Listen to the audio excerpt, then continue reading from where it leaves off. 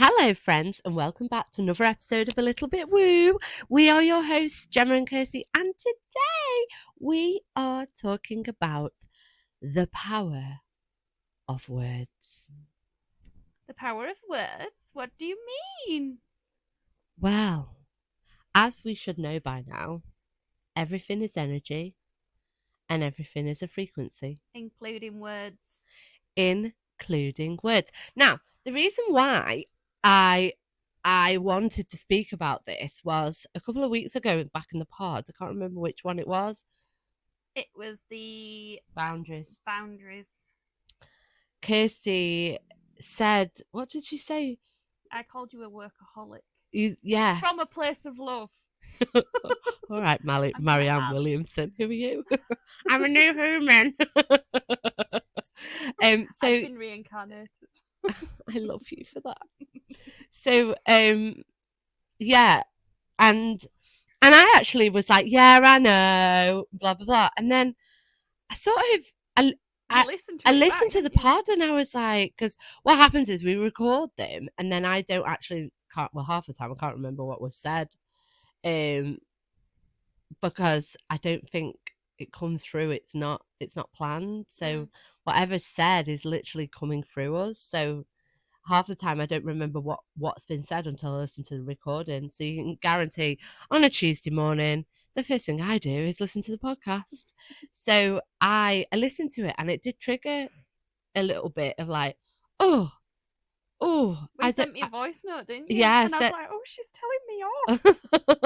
From a place of love. From a place of love. Come on. And I was like, I'm not manifesting that shit. I'm sorry. You're not putting those words on me. And then, what did someone say to me the other day? You're a victim of your own success. And I went, I am no victim of my success. And she went, oh. I was like, I'm not having that word in my energy. Sorry. No. That's a negative word. And you're not. If words are power and words have energy and words are strong enough to penetrate. Oh God, here we go. No, but like words can be used in such a nasty way that can hurt a person. You know, going back to that old saying, sticks and stones may break your bones, but names will ever hurt me. Fucking words are nasty. People can use words in a really horrible way. Yeah. But it's frequency. And you think of the world we live in now, where everything is so the energy is just getting lower and lower, especially in the horse world. It's because our words have power. So every negative social media post, every professional that tells you your horse is not perfect, so you can't do anything, every time someone says you can't do that, put the negative spin or the negative energy behind the words, even if it's not necessarily intentional. Words are powerful. So when Kirsty said that, I sort of was like, oh, I don't know, that needs to come out of my being. I need to take those words, they've got to go. And then I remembered a post I put out, oh gosh, a long while ago, about words of power. And I used to always say that, used to introduce my Dolly as my rehab horse. And I used to always say, oh, she's my rehab horse. Now, I do believe that your story is a powerful message of healing and transformation. So I always, you know, for example, like I will openly speak about my journey with having endometriosis and adenomyosis resulting in a full hysterectomy. And that journey is my story, which then I believe can help others. So words are powerful and have power, but can be used in different ways. If it's used in for light and for empowerment, then it's good. But like I used to refer to Dolly as a rehab horse, and then it hit me one day. I was like, am I actually blocking Dolly's progression. because I would always refer to her as a rehab horse. Now, don't get me wrong, guys. I always call my horses, like, I always say, Gemma's voice again. So Dolly, I always go, oh, she's my baby little gorgeous. So she's my baby gorgeous. But we all have that weird horse. And we all have to be, yeah. And oh, Cal, oh, and she's combusting again. Loves him. And we all have our little pet names for our horses and stuff like that. And I've always called, like, my horses, you're so beautiful, you're my gorgeous babies, I love you so much. And there's times, it's something I've done since I was a kid. So there would be times where you get like oh God, here she comes again, telling her horses that she loves him. And I'd be the one that would be applauding my pony, like, and I used to say to people, if I like training people, I'd be like, just get comfortable with telling your horses how amazing they are. Because words are power. So tell your horses you love them out loud. There is nothing wrong with that. But what I was trying to get at was, with Dolly, I had this sort of epiphany moment where I was like, I'm blocking her healing because I need to stop manifesting her rehab and start putting words of affirmation and healing into her. So I always say, like, she's on a healing journey, or she's on journey to thriving mode, whatever you want to refer it as. But I had to check myself. But how many people do you hear, like, referring to the horse as like, oh, that's the broken one, or that's the little bastard. I mean, I will put my hands up. Elmo's alter ego used to be El Tuato. And often, not so often now, because I don't really identify him as that anymore. He will revert back to El Tuato mode. But yeah, I will put my hands up. That was his alter ego name, was El Tuato. Although he did say to Libby that I called him I had a really endearing name for him. So he apparently took it quite well that I called him El Tuato. But yeah, so I will put my hands up. But the reason why I wanted to talk about this is because I went out for a meal with my parents the other week, and I don't even know what we're talking about, but my mum said, oh, well, you've got a bad back, haven't you? Oh, yeah, I remember. And I went, no. And she went, yeah, you've always had a bad back. And I'm not joking. For the last 2 weeks, I've had lumbar pain again. And I was like, this can't just be... So I've not just randomly got lumbar pain overnight. No, your mum has put that energy on you. She's put the energy into my brain, which has then made me tune into my lumbars and go, oh, they do hurt. And I was like, fucking hell, Mum. So, thanks, Mum. Yeah, so thankfully I went to see Jennifer the other day and she sorted me out. And we're not identifying with any back pain anymore. I do no longer have back pain. Here's how crazy is that? How many times have you heard people saying, oh, I'm just so shit at riding. Yeah. I'm just not a confident rider. How many times have you heard that? Well, you're not going to be confident if you're saying that, are you? Yeah. And obviously we have to be mindful of where people are at emotionally. Yeah, of course. Things like that. But I think this is the reason why we want to have this little conversation, is going back to everything that we've spoken about up to now is about how we start pivoting. I fucking love that word. Mr. Cooper, thank you for the pivot. You've changed my goddamn life. Everything's a pivot now. How we pivot the wording to train our mind and our mindset to thinking, a lot of it is so subconscious, but it's like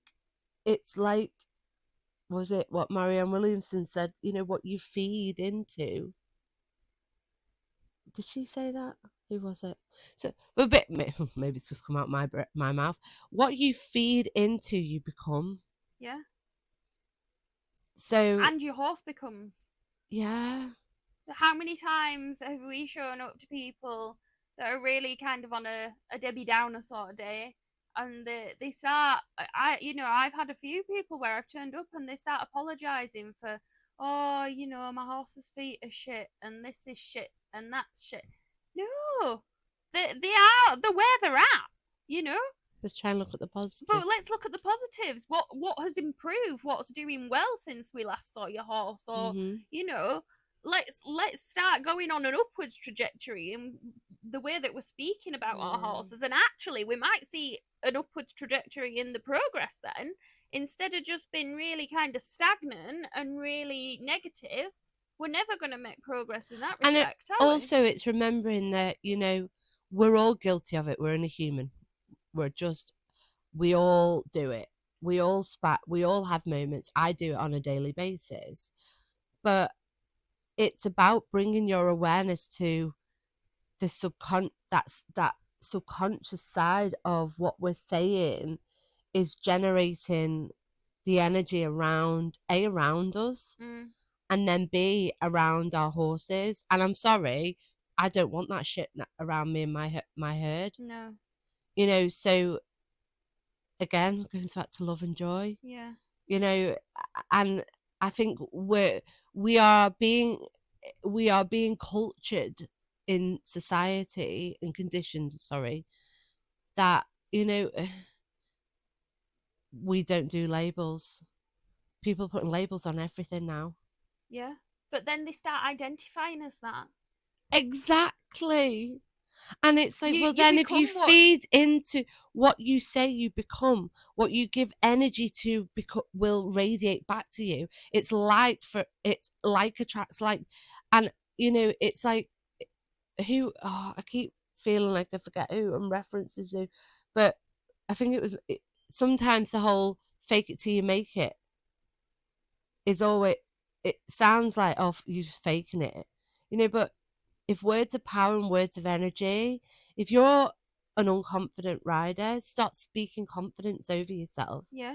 I'm a confident rider. Fake it till you fucking make it. And visualize. Oh, yeah. Coming back to the visualizing that we were talking about, I mean, we will do a full pod on it, but, if you can visualize yourself as, sitting in really good posture and, having really light aids and your horse going beautifully underneath you, then, that, your thoughts are power, words are power, everything's power and energy. So you will start to see the positives then, won't you? I'm going to go and reference my good old granddad again. Oh, come on, granddad. He's fucking brilliant, my granddad. Thank you, granddad. My granddad was the biggest encourager in the world. Wonder who I got that from. And he would always say, like, joking, he'd go, there she is. There's my princess. Look at that girl. Isn't she beautiful? And then the next grandchild came and he said the fucking same thing. And I'd be like, hang on a minute, granddad. I thought I was the one. Or he like my mum, he'd walk in to my mum. My mum would walk into the living room. There's my beautiful daughter. Look at how amazing she is. Oh. How amazing is he? And he was speaking. You're making me cry now. He was speaking words of affirmation over his whole family and everybody since, like, I was brought up on that shit. Not shit. No. I was brought up on that. Like, that. So when I used to, having Rosie and then Wilma and Woody, I used to always be like, there's my beautiful princesses. Look how beautiful they are. I was brought up like that. And it's, people are like, why are you calling your horse a princess? Is it because it's a princess? I'm like, no. Every day I greet Elmo, I'm like, good morning, handsome. Yeah. Don't be afraid to, but, it's like, if words are power, what you're feeding into is just going to exacerbate that. And how many people do you see that when they're saying, oh, and this is not coming from a place of disrespect at all, but when you hear people saying, I have anxiety. Mm. It's my anxiety. Mm. You're putting the words of affirmation into your vortex. Yeah. And then if we just go one deeper a little bit, like, how are your horses? Mm-hmm. Yeah, so if like attracts like, what you put in, you get out, then if we all started adopting a bit more mindfulness about how we start speaking about ourselves and our horses, let's see if we can start shifting the dynamic. Yeah. Like I used to have a client years ago, and she used to call a horse a little shit. Oh, he's just a shit. And to be honest, he became a shit. Yeah. Because she fed that negative energy into him. Yeah. So I turned around one day and I went, can you just start calling him a prince? Mm. You just call him a prince. Give me a week calling him prince. Just, will you do it for me and see how if it changes? Fucking damn right it changed. Yeah, I bet. Because and even if it was subconscious, it wasn't done with the wrong intentions. It was where everything we do is energy and power. So yeah, but don't get us wrong, again, going back to honoring your feelings, if I will sometimes call my horse a little shit, mainly because he does things like Usually knocking the wheelbarrow though, over, or it's like someone said to me once, oh, the horse is so naughty. So I said, can you give me the definition of naughty? And you got a funny look. And I was like, well, what is the definition of naughty? And so we looked it up, and I was like, the definition of naughty is an act that's done in intention. So I was like, your horse did not wake up this morning and go, do you know what? I'm just going to be a bit of a knobhead today. I'm going to be really naughty. They act in the moment, the horses. No. But what I'm saying is, she kept calling her horse naughty, and that horse is not intentionally being anything. Yeah. But she was putting that energy into that horse. Yeah. But how many horses are labelled as naughty? Oh, God. Yeah. Even if it's with, the wrong right intentions. Do you know what I mean? So, yeah. I think words are something that can be used in such a hurtful way, especially in this industry. But why can't we start flipping the narrative? Yeah. Again, we've just come from a weekend of 2 weekends of returning to love, basically, and coming from, people always say to me, like, you're all such a positive person. I'm like, I've just been brought up that way. Yeah. I've been brought up to not feed any negativity. I mean, don't get me wrong, we all do it, and I do it. I hold my hands up. Yeah. But I think it's more about being mindful of the words. It is just being mindful. Like, I'm sat here now thinking, sometimes when I go out treating horses, I might be like, oh, so which one is the bad leg again? Like, if they've had an issue with a right hock or something in the past, or they've had, some arthritis in it or something like that, and I'll be like, which one's the bad leg again? I need to stop. But we do it in innocence. Yeah, it's an innocent comment, but I'm thinking now that I need to maybe stop saying that, because that leg's not going to get any better, and that horse isn't going to become any straighter if I keep identifying that right hock as a bad leg. I'm feeding that then, and the owner's feeding it. And if this is self-growth right here. But how much is that downward spiraling? Yeah, that's it though, isn't it? So hang on, let's go one further. So if your professional says your horse is something isn't right, which part of this of the we always remember the last bit of a sentence. Yeah. So what we hear isn't right. Yeah. So then that's the energy we stick to. Isn't right, isn't right, isn't right, isn't right, isn't right. Have you ever done the yes game? No. Oh, right. So we used to do it when I worked at the school with children with autism. Yeah. It's part of Brain Gym. Okay. So we used to stand, and we had to stand. You had to stand with your eyes closed, right, in neutral, and then you would have to go yes, yes, yes, yes, yes, and watch which way your body started to move. Oh, you go forward. Yeah. Yeah. And if you go no, no, no, no, no, you go It's backwards. muscle testing. Yeah. Yeah.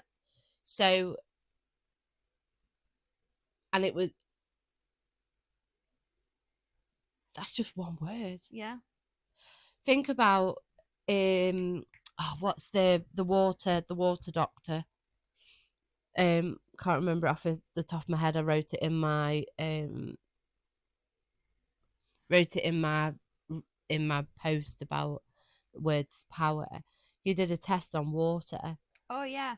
Where he placed the water on words of positive affirmation Mm-hmm. and words of like negative words. Mm-hmm. The ones the water had formed really beautiful crystallization and purity in the ones with positive. That was a piece of paper with a positive words, and he spoke words vibrationally over the water. Well, they've done it with plants, haven't they? So growing plants, and they've said negative. I love you, little peace plant. Sorry. We've got matching peace lily plants that are purple.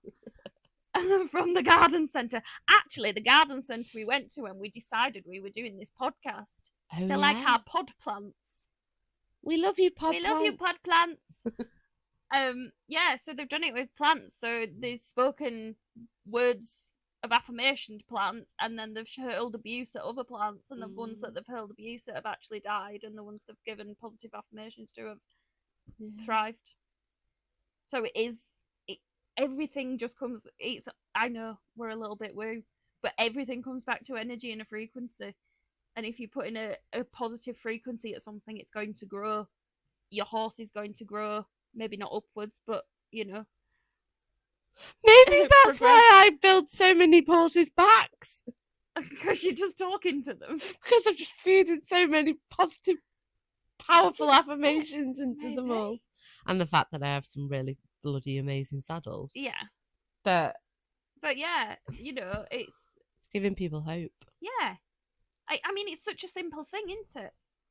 Just like gratitude. For one day, just go to the yard and just kind of count how many negative comments you make or negative words you use towards your horse or about yourself or about somebody else. You know, that goes on quite a lot on yards. You know, we're all guilty. Bit of gossiping. We're all guilty of it. We're all guilty of it.